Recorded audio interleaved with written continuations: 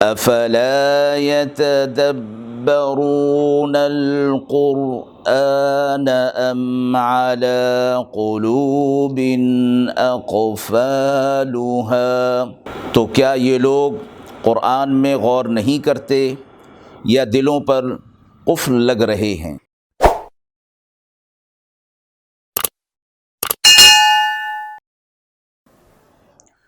بسم اللہ الرحمن الرحیم۔ السلام علیکم ورحمۃ اللہ۔ ناظرین کرام، قرآن مجید کے پاروں کے خلاصے کے اس پروگرام میں آج پارہ نمبر 25 کا خلاصہ آپ کی خدمت میں پیش ہے۔ پارہ نمبر 25 کی ابتدا سورہ حامیم سجدہ کی آیت نمبر 47 سے ہو رہی ہے۔ اس پارے میں سورہ شورى، سورہ زخرف، سورہ دخان اور سورہ جاثیہ ہیں۔ اس پارے میں کل 20 رکوع ہیں۔ رکوع نمبر 1 آیت نمبر 51، وَإِذَا أَنْعَمْنَا عَلَى الْإِنسَانِ أَعْرَضَ وَنَأَىٰ بِجَانِبِهِ۔ اللہ نے فرمایا جب ہم انسان پر اپنی نعمتیں بھیجتے ہیں تو وہ ہم سے منہ موڑ لیتا ہے، جب اسے تکلیف پہنچتی ہے تو پھر وہ لمبی لمبی دعائیں کرنے لگتا ہے۔ اس آیت میں کافرانہ خصلت بیان کی گئی کہ نعمت کے وقت مست ہو کر اللہ کی طرف سے غافل ہو جاتا ہے اور مصیبت کے وقت لمبی لمبی دعائیں کرتا ہے۔ غافل لوگوں کا مقصود دعائیں کرنا نہیں ہوتا بلکہ اپنا دکھڑا رونا مقصود ہوتا ہے۔ آیت نمبر 53، سنریہم آیاتنا فی الآفاق۔ عن قریب ہم تمہیں کائنات کے اندر اور خود تمہاری اپنی ذات کے اندر ایسی نشانیاں دکھائیں گے کہ تم یقین کر لو گے کہ جو کچھ ہم نے نازل کیا ہے وہ سارا کا سارا حق ہے۔ سورۃ الشورى مکی ہے۔ رکوع نمبر 2 آیت نمبر 7، وَكَذَلِكَ أَوْحَيْنَا إِلَيْكَ قُرْآنًا۔ یہ قرآن ہم نے آپ صلی اللہ علیہ وسلم پر اس لیے نازل کیا کہ آپ مکہ والوں کو اور اس کے آس پاس والوں کو ڈرائیں، یعنی قیامت کے دن سے، آخرت میں اللہ کے عذابات سے۔ ام القریٰ سے مراد مکہ مکرمہ ہے۔ اللہ کے نزدیک ساری زمین سے یہ اشرف اور افضل مقام ہے، اور ومن حولہا اس سے مراد آس پاس کے ممالک اور دیگر مشرق اور مغرب کے ممالک ہیں۔ رکوع نمبر 3 آیت نمبر 13، ان اقیموا الصلاۃ ولا تتفرقوا فیہ، کہ دین کو قائم کرنا ہے اور آپس میں تفرقہ نہیں کرنا۔ دین سے مراد وہ دین جو تمام انبیاء علیہ الصلوۃ والسلام میں مشترک چلا آ رہا ہے، اور آخر میں یہ دین اسلام کے نام سے ہے، اور اللہ رب العزت نے اس کو پسند فرما لیا۔ ان الدین عند اللہ الاسلام۔ اس دین کو اور اس کے تقاضوں کو پورا کرنا، اس کو قائم رکھنا ہے، اور تفرقے کی ممانعت ہے کہ یہ باعث ہلاکت ہے۔ قرآن مجید کی ایک اور آیت میں فرمایا گیا، وَاعْتَصِمُوا بِحَبْلِ اللَّهِ جَمِيعًا وَلَا تَفَرَّقُوا۔ اللہ کی رسی کو مضبوطی کے ساتھ تھام لو اور آپس میں تفرقہ نہ کرو، کہ یہ تفرقہ اللہ کے ہاں انتہائی ناپسندیدہ ہے۔ اللہ اتحاد اور اتفاق کو پسند فرماتے ہیں۔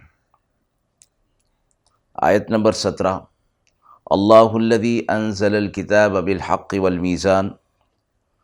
اللہ نے کتاب حق کے ساتھ، کتاب کو حق کے ساتھ نازل فرمایا اور میزان بھی نازل فرمایا۔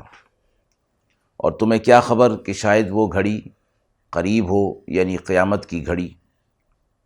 کتاب سے مراد اس آیت میں قرآن مجید ہے، اور میزان سے مراد عدل و انصاف ہے کہ سب کے حقوق عدل و انصاف کے ساتھ ادا ہوتے رہیں، اور ساتھ ہی بتایا کہ قیامت کی گھڑی بھی قریب ہی ہے۔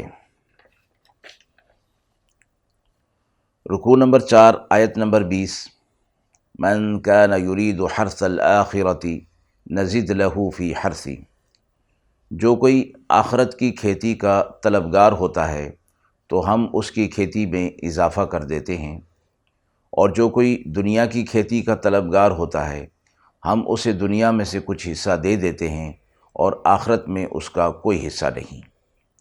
اس میں مومن و کافر کے اعمال کے حساب سے فرمایا گیا کہ جو شخص اس نیت کے ساتھ اپنے عمل کو کرتا ہے کہ اس کے عمل کا اجر اسے آخرت میں ملے تو اللہ رب العزت اس کے اس اجر کو آخرت میں بڑھا دیتے ہیں، اور جو شخص دنیا کی نیت سے کرتا ہے اس کا فائدہ دنیا کے اندر اس کو کچھ مل جاتا ہے لیکن آخرت میں اس کا کوئی حصہ نہیں ہوتا۔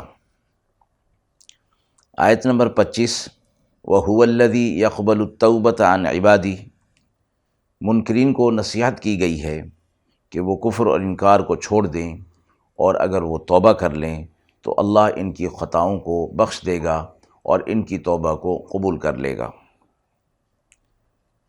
آیت نمبر 27، وَلَوْ بَسَطَ اللَّهُ الرِّزْقَ لِعِبَادِهِ لَبَغَوْا فِي الْأَرْضِ، اگر دنیا کے ہر فرد پر رزق اور نعمت کی فراوانی کر دی جاتی تو بغض و فساد بڑھ جاتا۔ اللہ نے حکمت کے تحت اپنے بندوں پر نعمتیں تقسیم فرمائی ہیں، کسی کو مال و دولت عطا فرمایا، کسی کو صحت و قوت عطا فرمائی، کسی کو علم و عمل، کسی کو حسن و جمال، اور کسی کو کچھ۔ یہ اللہ رب العزت کی تقسیم ہے۔ وَلَٰكِن يُنَزِّلُ بِقَدَرٍ مَّا يَشَاءُ، اللہ نے اپنی نعمتیں ایک خاص انداز سے لوگوں پر نازل کی ہیں، اور اللہ ان حکمتوں کو جانتا ہے۔ إِنَّهُ بِعِبَادِهِ خَبِيرٌ بَصِيرٌ، اللہ اپنے بندوں سے باخبر ہے، دیکھنے والا ہے۔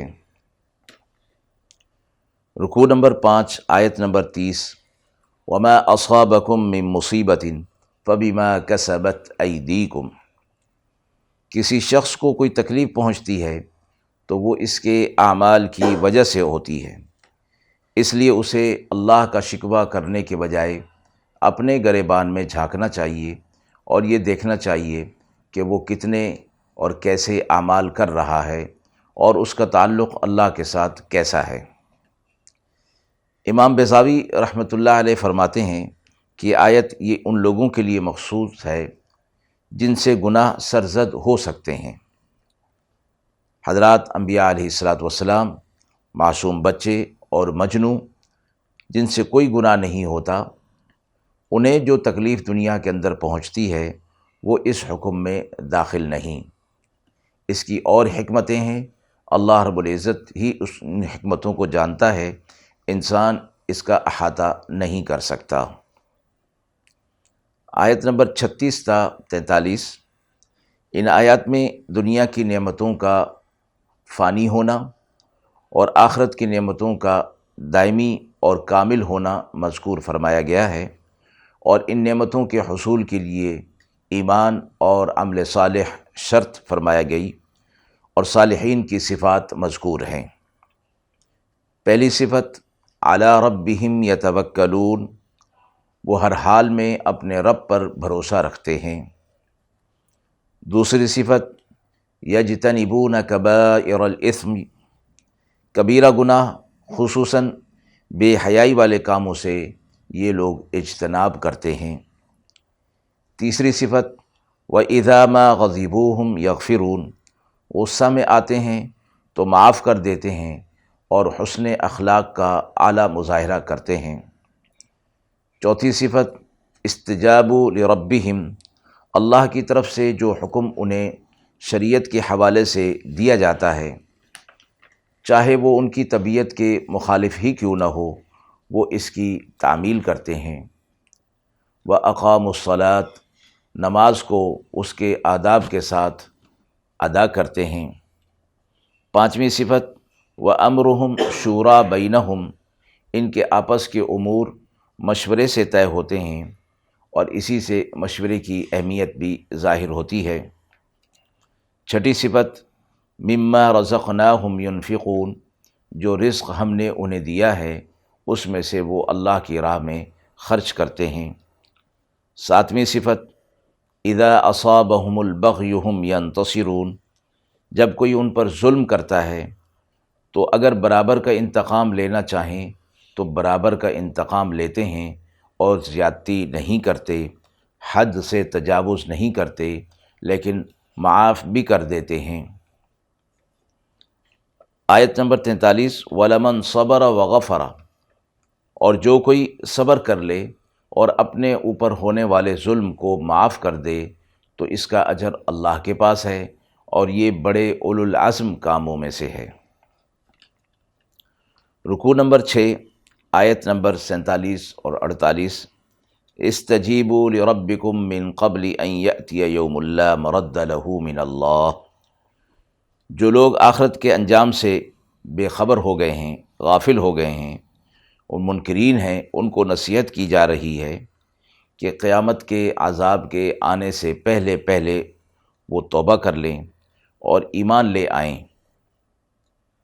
آپ سے فرمایا گیا فَإِنْ أَعْرَضُوا، اگر یہ لوگ ایمان نہیں لاتے تو آپ ان سے اپنے رخ کو پھیر لیجئے، قیامت قائم ہوگی تو معاملہ صاف ہو جائے گا۔ سورہ زخرف مکی ہے، رکوع نمبر 7 آیت نمبر 5 أَفَنَضْرِبُ عَنْكُمُ الذِّكْرَ، کیا ہم تم سے اس نصیحت کو اس بات پر ہٹا لیں گے کہ تم حد سے گزرنے والے ہو؟ مطلب یہ کہ منکرین کی سرکشی اور نافرمانی چاہے کتنی ہی حد سے گزر جائے لیکن قرآن سے ان کو نصیحت کی جاتی رہے گی۔ اس میں داعی کے لیے ایک رہنمائی ہے اور نصیحت ہے کہ وہ اپنے پیغام حق کو پہنچاتا رہے اور منکرین کے انکار اور ان کی طرف سے جو ان کو صدمہ پہنچتا ہے اس کی پرواہ نہ کریں، اللہ کے ہاں ان کا بہت بڑا اجر ہوگا۔ آیت نمبر 13 اور 14 سبحان الذی سخر لنا ھذا، یہ مشہور سفر کی دعا ہے اور منقول ہے کہ آپ صلی اللہ علیہ وسلم جب سواری پر سوار ہوتے تو یہ کلمات پڑھا کرتے تھے۔ رکوع نمبر 9 آیت نمبر 32 نحن قسمنا بینہم معیشتہم، ہم نے اپنی حکمت سے دنیا کا نظام ایسا بنایا ہے کہ ہر شخص اپنی ضروریات کو پورا کرنے میں دوسرے کی امداد کا محتاج ہے۔ اسی احتیاج کے رشتے کی وجہ سے پورے معاشرے کی ضروریات کی تکمیل ہو رہی ہے اور ایک دوسرے کے حقوق ایک دوسرے پر رکھے گئے ہیں اور ان کی ادائیگی بھی اللہ کے ہاں اجر اور ثواب کا باعث ہے۔ رکوع نمبر 10 آیت نمبر 36 وَمَنْ يَعْشُ عَنْ ذِكْرِ الرَّحْمَنِ نُقَيِّضْ لَهُ شَيْطَانًا، جو شخص اللہ کی نصیحت سے اعراض کرے گا تو ہم اس پر ایک شیطان کو مسلط کر دیتے ہیں جو اس کو برائی کی طرف اکساتا رہتا ہے اور آخرت میں یہ شیطان اس کے ساتھ ہوگا۔ رکوع نمبر 11 میں موسیٰ علیہ السلام کا واقعہ مذکور ہے۔ رکوع نمبر 12 آیت نمبر 67 الاخلاء یومئذ بعضهم لبعض، دوستی وہی اچھی اور حقیقی ہے جو اللہ کے لیے ہو۔ وہ دوستانہ تعلقات جس پر دنیا ناز کرتی ہے اور جس کی وجہ سے حلال اور حرام، جائز اور ناجائز کی تمیز کو ختم کر دیا جاتا ہے، قیامت کے روز یہ دوستی کسی کے کام نہیں آئے گی بلکہ یہ دوستی عداوت میں بدل جائے گی۔ رکوع نمبر 13 آیت نمبر 88 اور 89 وَقِيلِهِ يَا رَبِّ إِنَّ هَؤُلَاءِ قَوْمٌ لَا يُؤْمِنُونَ، کفار و منکرین پر اللہ کے غضب کے شدید اسباب ہیں۔ ایک طرف ان کے جرائم سخت ہیں جس کی وجہ سے وہ اللہ کے عذاب کے مستحق ہوں گے، دوسرا یہ کہ آپ صلی اللہ علیہ وسلم کو کس قدر انہوں نے اذیت پہنچائی۔ اس پر آپ صلی اللہ علیہ وسلم سے فرمایا گیا کہ آپ ان سے اپنے رخ کو پھیر لیجئے، آخرت آئے گی تو پھر ساری چیزیں ان کے سامنے آ جائیں گی اور پھر انکار کی کوئی گنجائش نہیں ہوگی۔ سورۃ دخان مکی ہے۔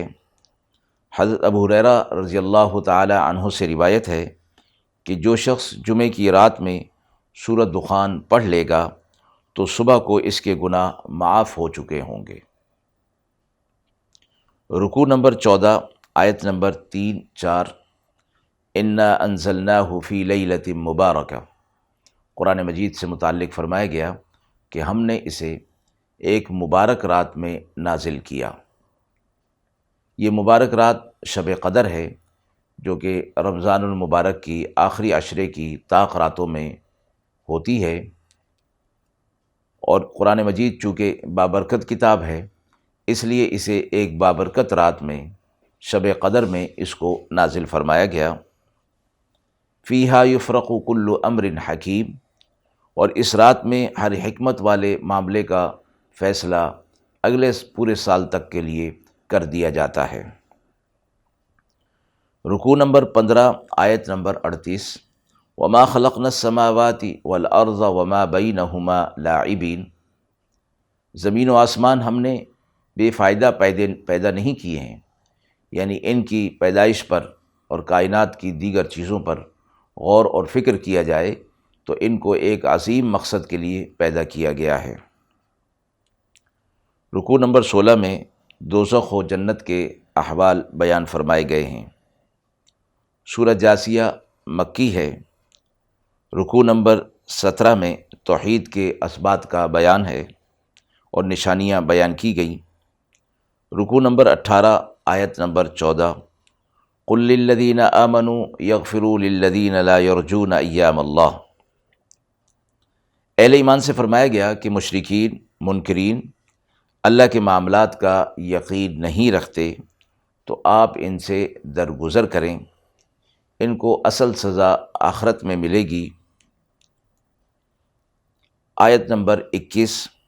ام حسب الذین اجترحوا السیئات، عالم آخرت اور اس میں جزا اور سزا ضروری ہے، اس لیے کہ دنیا کے اندر انسان جیسے اعمال کر رہا ہے اور اس کے مطابق اس کی عاقبت ہونا اچھی یا بری، یعنی جزا یا سزا کا ہونا ضروری ہے، اس لیے اللہ رب العزت نے آخرت کو قائم فرمایا، قیامت کو قائم فرمایا کہ وہاں اعمال کا پورا بدلہ دیا جائے گا۔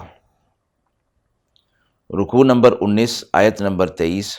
افرأیت من اتخذ الہہ ہوا، کیا آپ نے ایسے شخص کو دیکھا ہے کہ جس نے اپنی خواہشات کو اپنا معبود بنا لیا ہے، یعنی اپنی خواہشات کو پورا کرنا، ان کی عبادت کرنا، ان کو معبود بنانا ہے اور اصل معبود کو چھوڑ دینا۔ فرمایا گیا کہ یہ بدبختی کی انتہا ہے۔ رکوع نمبر 20، آیت نمبر 28۔ وَتَرَىٰ كُلَّ أُمَّةٍ جَاثِيَةٍ، قیامت کے دن کا میدان حشر کا ذکر فرمایا کہ آپ ہر فرقہ کو دیکھیں گے کہ وہ قیامت کی دہشتناک ماحول اور اللہ کے عذابات کا مشاہدہ کرتے ہوئے زانوں کے بل گر پڑیں گے، قیامت کی دہشت ان کے اوپر طاری ہوگی۔ آیت نمبر 37 پر پارہ نمبر 25 مکمل ہوا۔ وآخر دعوانا ان الحمد للہ رب العالمین۔